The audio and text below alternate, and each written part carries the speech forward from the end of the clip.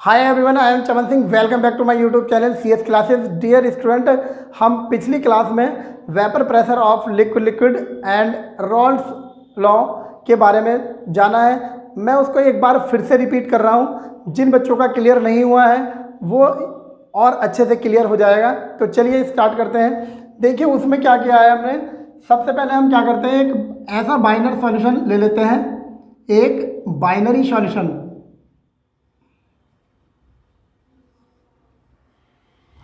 एक binary solution ले लेते हैं। बाइनरी सॉल्यूशन मैंने बच्चों पहले ही बताया है। बाइनरी सॉल्यूशन वो होता है जिसके टू कंपोनेंट्स हो, या जो सॉल्यूशन टू कंपोनेंट्स से फॉर्म होता है, it is called binary solution. तो इसके टू कंपोनेंट्स हैं,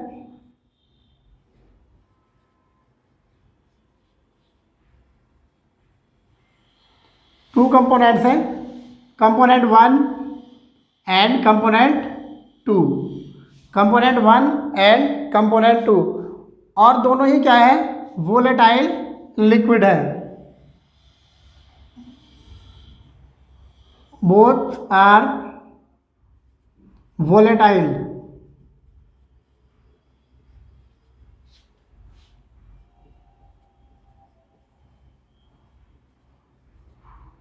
दोनों ही क्या है, वोलेटाइल लिक्विड है।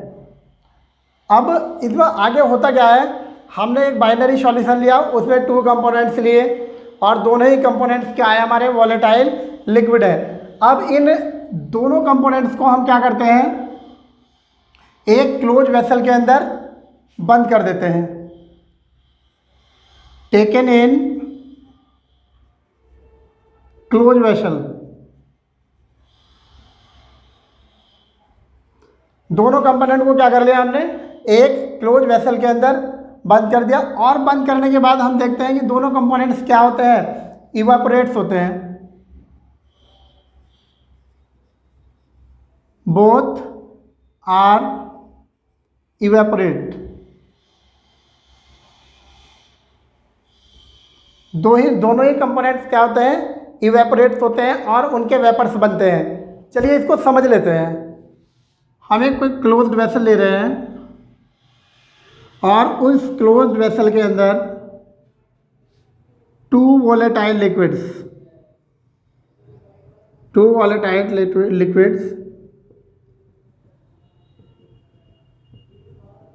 हमने एक क्लोज वेसल लिया।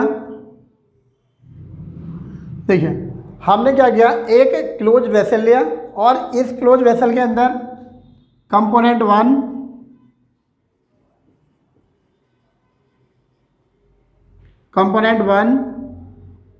और component 2,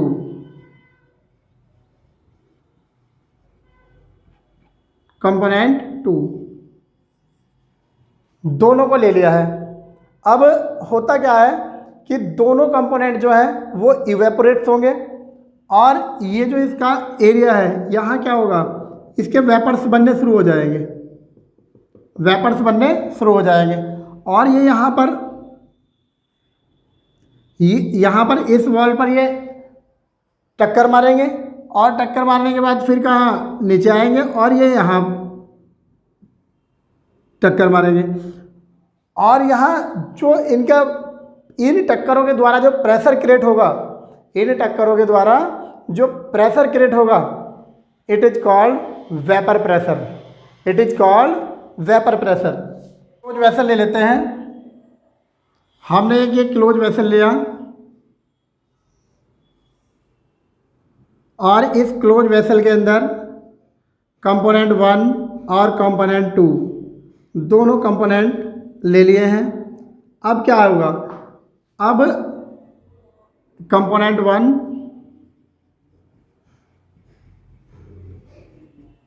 1 and component 2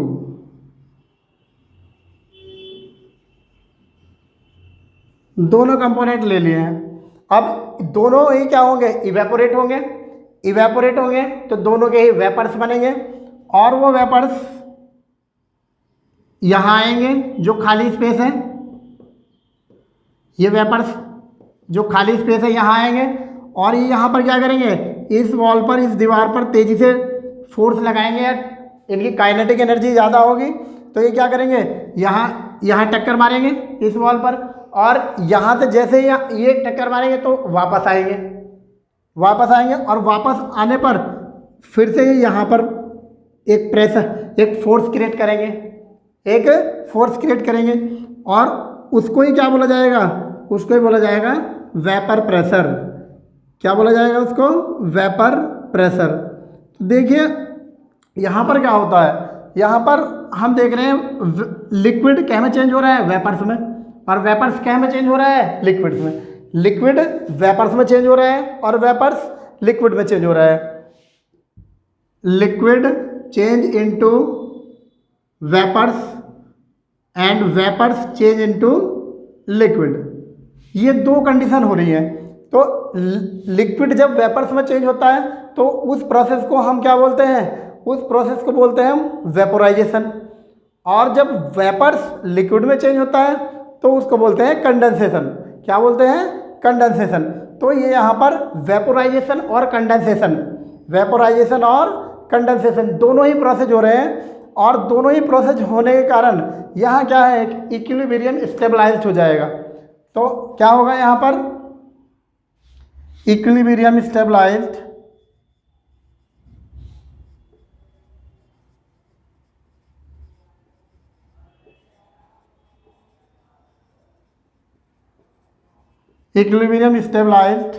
between vapor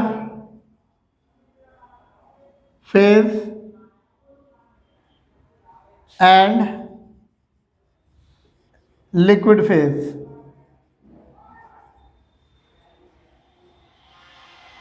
vapour phase और लिक्विड फेज के बीच क्या हो जाएगा, एक इक्विलिब्रियम स्टेबलाइज्ड हो जाएगा। तो इस स्टेज पर हम टोटल वेपर प्रेशर ले लेते हैं P। At this stage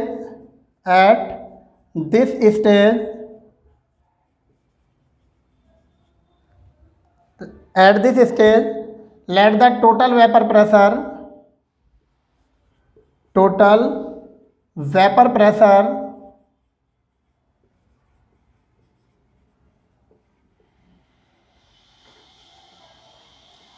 P total. हमने यहाँ इस स्टेज का टोटल वेपर प्रेशर क्या ले लिया है, P टोटल। अब जो कंपोनेंट है 1 और 2 उनके पार्शियल प्रेशर क्या है, 1 कंपोनेंट का P1 ले लेते हैं और सेकंड का क्या है, P2। तो P1 and P2 partial vapour pressure.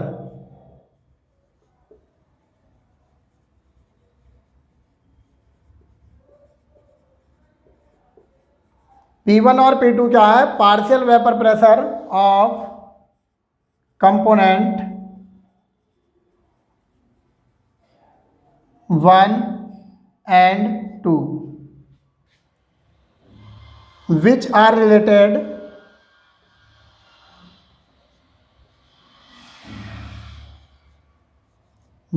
related to mole fraction।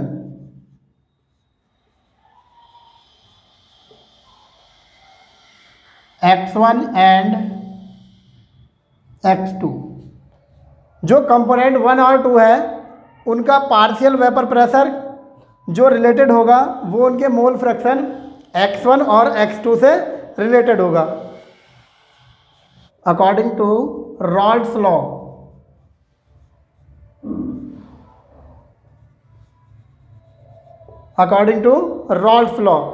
रॉल्ड्स law क्या कहता है कि जो पार्शियल वेपर प्रेशर होता है वो उसके मोल फ्रैक्शन के डायरेक्टली प्रोपोर्शनल होता है। Partial vapour pressure of component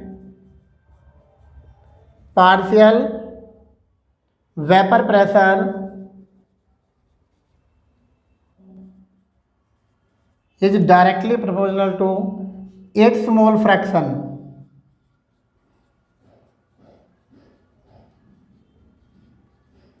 जो पार्शियल वेपर प्रेशर होगा वो इनके मोल फ्रैक्शन के डायरेक्टली प्रोपोर्शनल होगा फॉर कंपोनेंट 1 and 2। तो यहाँ रॉल्स ने बताया कि P1 जो होगा वो डायरेक्टली प्रोपोर्शनल होगा x1 के, और ये साइन हटाएंगे तो एक कांस्टेंट यूज करेंगे, P1 हो जाएगा P1 not x1, P1 not x1।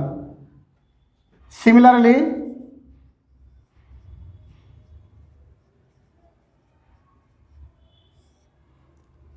P2 x2 के डायरेक्टली प्रोपोर्शनल होगा, तो P2 हो जाएगा P2 not x2, P2 not x2।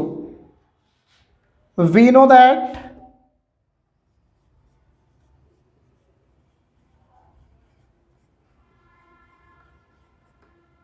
x1 plus x2 equals to 1, x1 plus x2 equals to 1।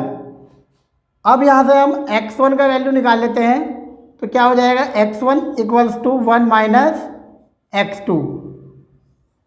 ये क्या आ जाएगा, x1 क्या आ जाएगा 1 minus x2।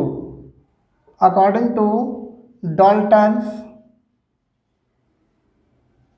Law, according to Dalton's law of partial pressure,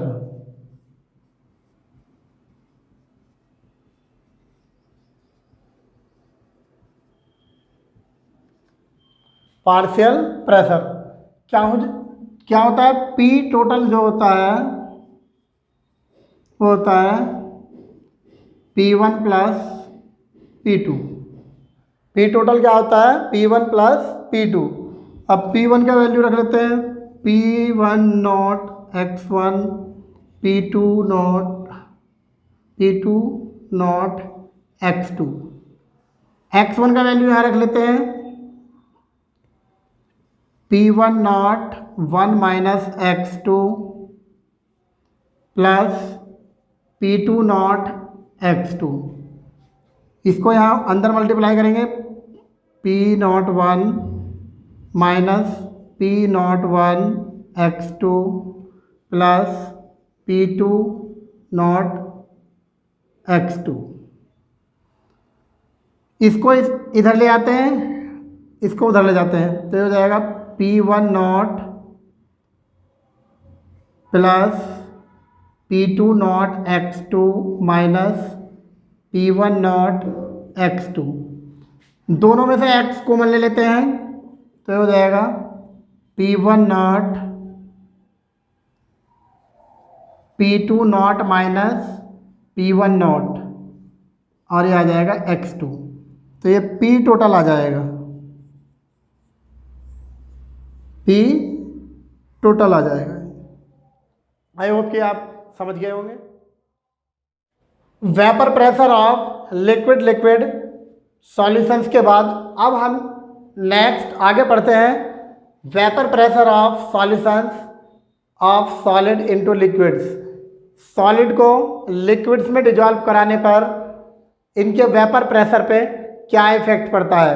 तो चलिए बात करते हैं, हम ऐसे सॉलिड ले रहे हैं जैसे NaCl, sodium chloride, urea, glucose and cane sugar, और इन सॉलिड सॉल्यूट्स को हम वाटर के अंदर डिजॉल्व करा रहे हैं।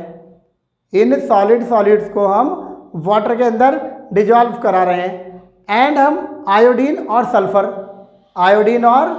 सल्फर को ले लेते हैं और उनको डिजॉल्व करा देते हैं कार्बन डाइसल्फाइड में। तो कुछ फिजिकल प्रॉपर्टी जो है वो प्योर सॉल्वेंट के सॉल्यूशन से और इनके सॉल्यूशन से वो डिफरेंट होती है। Like vapour pressure, pure solvent के सॉल्यूशंस का जो वेपर प्रेशर होता है वो ज़्यादा होता है और सॉल्यूशंस का वेपर प्रेशर कम होता है। क्योंकि उस सॉल्यूशंस के अंदर नॉन वॉलेटाइल सॉल्यूट डिजॉल्व है। जिस रेशियो में वो वेपर सॉल्वेंट के बनते हैं उस रेशियो में उस सॉल्यूशन से वेपर्स नहीं बन पाते हैं, और वो प्रेशर क्रिएट नहीं हो पाता है। इसलिए प्योर सॉल्वेंट के सॉल्यूशन का वेपर प्रेशर जो है वो ज़्यादा होता है, और जो सॉल्यूशन होता है जिसमें नॉन वॉलेटाइल सॉल्यूट प्रेजेंट होता है उसका वेपर प्रेशर कम होता है। तो आज इसी को हम पढ़ने वाले हैं। चलिए स्टार्ट करते हैं। एक ऐसा सॉल्यूशन ले रहे हैं, अब solutions consist of solids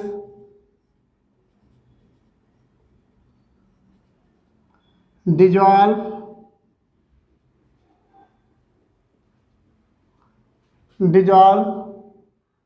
in liquids।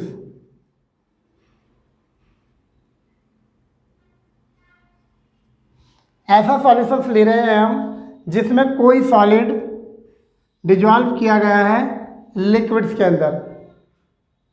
Example ले लेते हैं,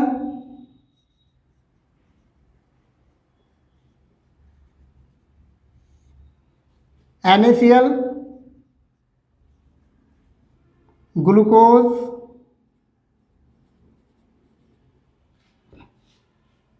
कैन शुगर,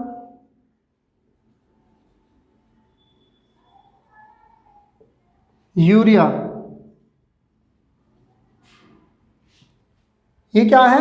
सॉलिड्स है, डिजॉल्व इन लिक्विड्स।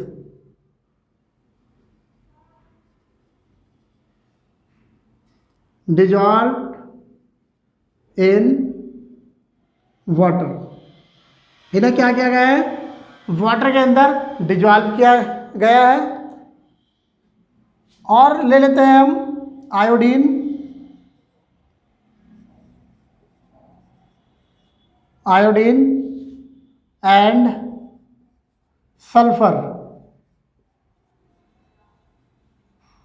आयोडीन और सल्फर, आयोडीन और सल्फर को डिजॉल्व कर देते हैं कार्बन डाइसल्फाइड में। डिजॉल्व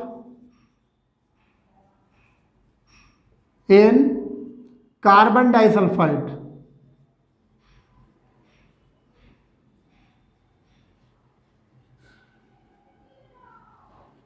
कार्बन डाइसल्फाइड के अंदर डिजॉल्व कर देते हैं।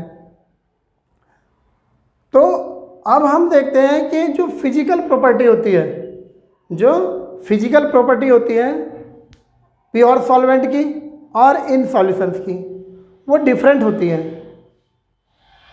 सम physical property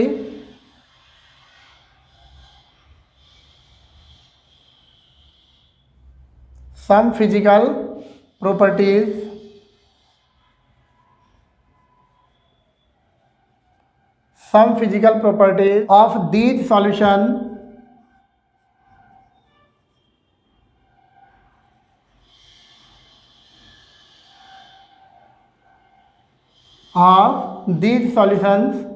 are quite different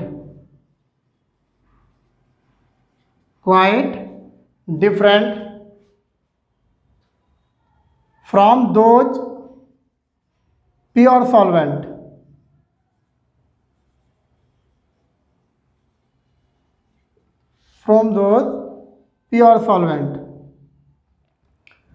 तो सम फिजिकल प्रॉपर्टी जो होती है वो डिफरेंट होती है प्योर सॉल्वेंट से।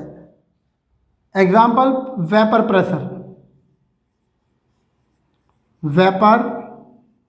प्रेशर। तो चलिए देख लेते हैं वेपर प्रेशर क्या होता है। At a given temperature,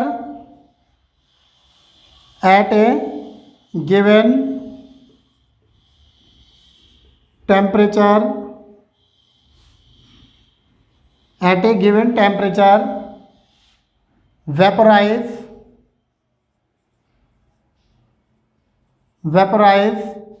and equilibrium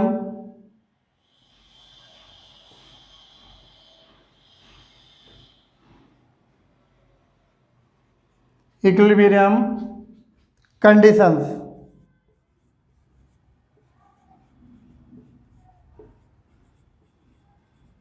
equilibrium conditions. The pressure exerted by the vapors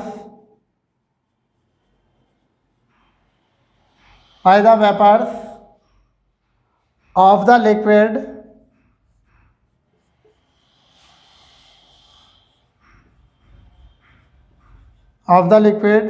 over the liquid phase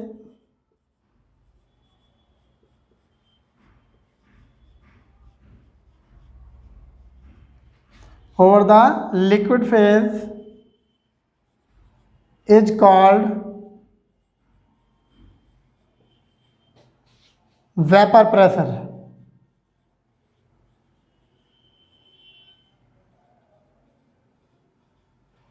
Is called vapour pressure. तो ये होता है वेपर प्रेशर का definition. At a given temperature vaporise and equilibrium condition, the pressure exerted by the vapors of the liquid over the liquid phase is called vapour pressure. यहाँ पर हमने 2 vessel लिए हैं। वेसल नंबर 1 के अंदर हमने लिया है प्योर सॉल्वेंट, और वेसल नंबर 2 के अंदर लिया है हमने सॉल्वेंट प्लस सॉल्यूट दोनों। अब हम प्योर सॉल्वेंट में देखते हैं कि इसके जो वेपर्स हैं इस जो ये खाली जगह है इसे ऑक्यूपाई कर लेते हैं जो प्योर सॉल्वेंट है। बट हम देखते हैं दूसरे कंटेनर को, इसमें क्या है सॉल्यूट और सॉल्वेंट है। तो जो सॉल्वेंट के वेपर्स बनने वाले हैं ये उनके नंबर्स को घटा देता है। क्यों? क्योंकि इसके अंदर हमने क्या ले रखा है नॉन वॉलेटाइल सॉल्यूट, और ये उतने वेपर्स नहीं बन पाते हैं जितने प्योर सॉल्वेंट के बनते हैं। तो यहाँ से क्या पता चलता है, यहाँ से ये पता चलता है कि जो प्योर सॉल्वेंट होता है उसका वेपर प्रेशर ज़्यादा होता है, और जो सॉल्यूशन होता है जिसमें नॉन वॉलेटाइल सॉल्यूट प्रेजेंट है उसका जो वेपर प्रेशर है वो डिक्रीज हो जाता है। यहाँ से रॉल्स ने एक लॉ दिया और उन्होंने बताया कि पार्शियल वेपर प्रेशर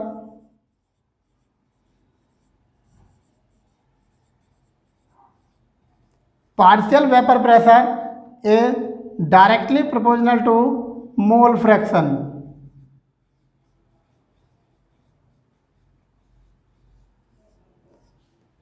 तो ये हमारा topic vapour pressure of solutions of solid in liquids ये भी कंप्लीट होता है।